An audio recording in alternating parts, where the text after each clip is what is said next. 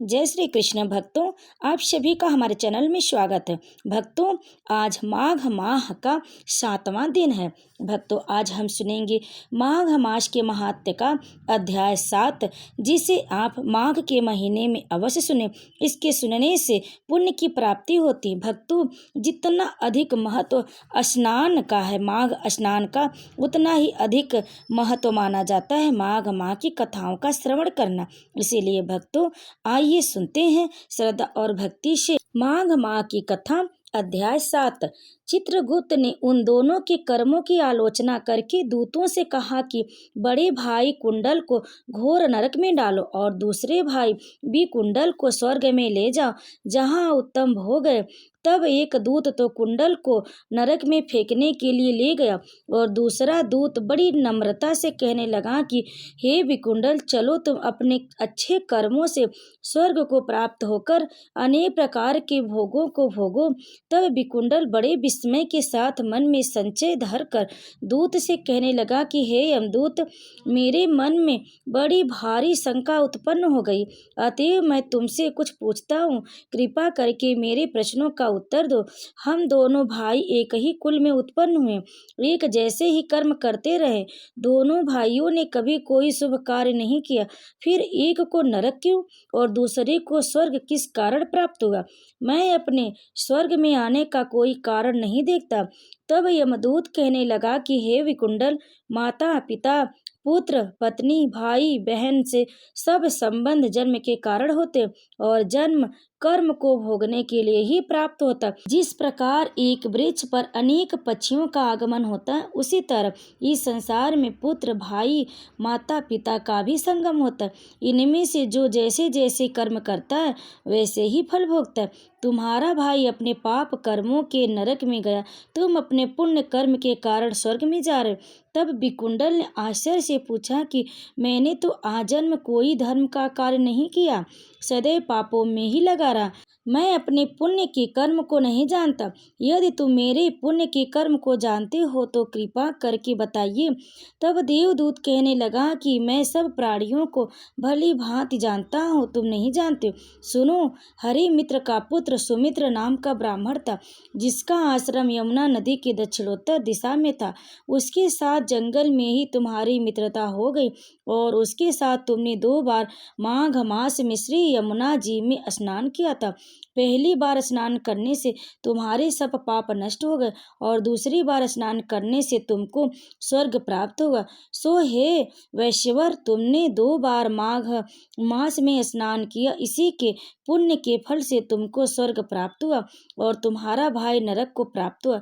दत्तात्रेय जी कहने लगे कि इस प्रकार वह भाई के दुखों से अति दुखित होकर नम्रता पूर्वक मीठे वचनों से दूतों से कहने लगा कि हे दूतों, सज्जन पुरुषों के साथ 7 पग चलने से मित्रता हो जाती और यह कल्याणकारी होती। मित्र प्रेम की चिंता न करते हुए तुम मुझको इतना बताने की कृपा करो कि कौन से कर्म से मनुष्य यमलोक को प्राप्त नहीं होता, क्योंकि तुम सर्वज्ञ हो। जय श्री कृष्ण। भक्तों, माघ मास की कथा का अध्याय 7 यहीं पर समाप्त हुआ। आइए सुनते हैं माघ माह की दूसरी कथा, जिसमें मृग श्रृंग मरी हुई कन्याओं को जीवित करने के लिए यमराज से निवेदन किस प्रकार करते हैं, उनकी स्तुति किस प्रकार करते हैं। जो 14 सत्पुरुषों के साथ बैठकर जीवों के शुभाशुभ कर्मों का भली भांति विचार करते हैं, साक्षियों द्वारा अनुमोदन कराकर उन्हें दंड देते हैं तथा संपूर्ण विश्व को शांत रखते, उन दक्षिण दिशा के स्वामी शांत स्वरूप यमराज को नमस्कार है। जो कल्याण स्वरूप भय हारी शौच संतोष आदि नियमों में स्थित मनुष्यों के नेत्रों को प्रिय लगने वाले सावर्णी शनैश्चर और व्यवस्थ मनु, इन तीनों की माता के सौतेले पुत्र विवस्वान सूर्यदेव की आत्मज तथा सदाचारी मनुष्यों को वर देने वाले हैं, उन भगवान यम को नमस्कार।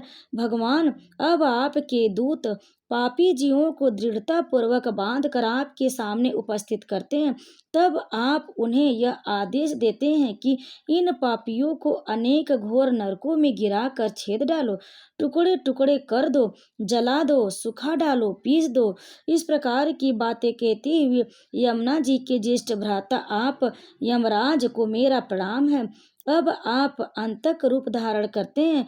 उस समय आपके गोलाकार नेत्र किनारे किनारे से लाल दिखाई देते हैं। आप भीम रूप होकर भय प्रदान करते हैं। टेढ़ी भौहों के कारण आपका मुख वक्र जान पड़ता है। आपके शरीर का रंग उस समय नीला हो जाता है तथा आप अपने निर्दयी दूतों के द्वारा शास्त्रोक्त नियमों का उल्लंघन करने वाले पापियों को खूब कड़ाई के साथ धमकाते हैं। आपको सर्वदा नमस्कार है। जिन्होंने पंच महायज्ञों का अनुष्ठान किया तथा जो सदा ही अपने कर्मों के पालन में संलग्न रहे, ऐसे लोगों को दूसरे ही विमान पर आते देख आप दोनों हाथ जोड़े आगे बढ़कर उनका स्वागत करते। आपके नेत्र कमल के समान विशाल हैं तथा आप माता संज्ञा के सुयोग्य पुत्र हैं। आपको मेरा प्रणाम है, जो संपूर्ण विश्व से उत्कृष्ट निर्मल विद्वान, जगत के पालक, ब्रह्मा विष्णु तथा शिव के प्रिय, सबके शुभाशुभ कर्मों के उत्तम साक्षी तथा समस्त संसार को शरण देने वाले हैं। उन भगवान यम को नमस्कार। वशिष्ठ जी कहते, इस प्रकार स्तुति करके मृंग श्रृंग ने उदारता और करुणा के भंडार तथा दक्षिण दिशा के स्वामी भगवान यम का ध्यान करते हुए उन्हें साष्टांग प्रणाम किया। इससे भगवान यम को बड़ी प्रसन्नता हुई। वे महान यशस्वी रूप धारण किए मुनि के सामने प्रकट हुए। उस समय उनका मुख कमल प्रसन्नता से खिल उठा था और किरीट, हार, केयूर तथा मणिमय कुंडल धारण करने वाले अनेक सेवक चारों ओर से उनकी सेवा में उपस्थित थे। यमराज ने कहा, मुनि, मैं तुम्हारे इस स्तोत्र से बहुत संतुष्ट हूँ और तुम्हें वर देने के लिए आया हूँ। तुम मुझसे मनोवांछित वर मांगो, मैं तुम्हें अभिष्ट वस्तु प्रदान करूंगा। उनकी बात सुनकर मुनीश्वर मृंग श्रृंग उठकर खड़े हो गए। यमराज को सामने उपस्थित देख उन्हें बड़ा विस्मय हुआ। उनके नेत्र प्रसन्नता से खिल उठे। कृतांत को पाकर उन्होंने अपने को सफल मनोरथ समझा और हाथ जोड़कर कहा, भगवान, इन कन्याओं को प्राणदान दीजिए। मैं आपसे बारंबार यही याचना करता हूँ।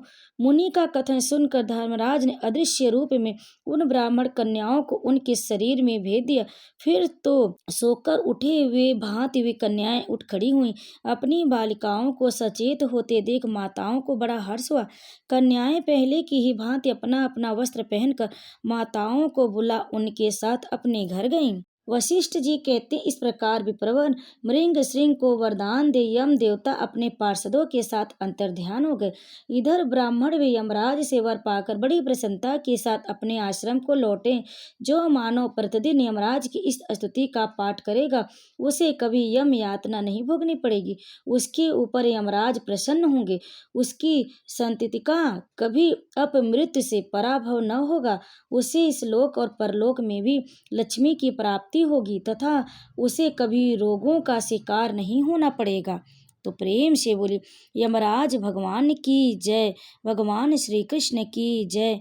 भक्तों, माघ माह की इस कथा को अंत तक सुनने के लिए आप सभी का बहुत बहुत धन्यवाद।